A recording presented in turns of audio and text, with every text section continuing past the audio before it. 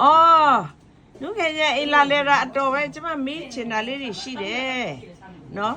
အခုကဘာပေါ်မှာဒီခရစ်စမတ်ရာသီမှာအပေးသစ်ဆုံးအရာဘာဖြစ်မလဲ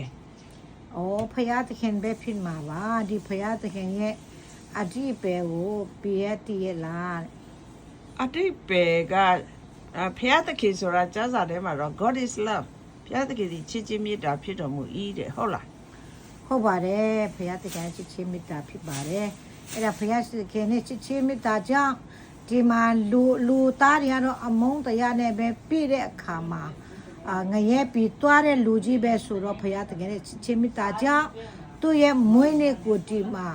အကောင်အလူသားတိုင်းအလုံးကျူဆူတဲ့အနေနဲ့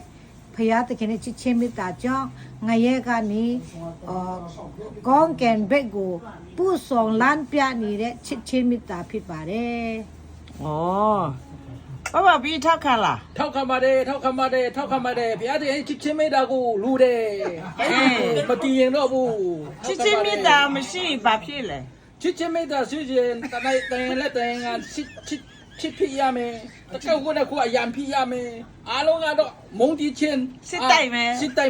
မကောင်းဘူး ဟုတ်ပါထောက်ခံလားဟုတ်တာ ထောက်ခံတယ်ထောက်ခံတယ်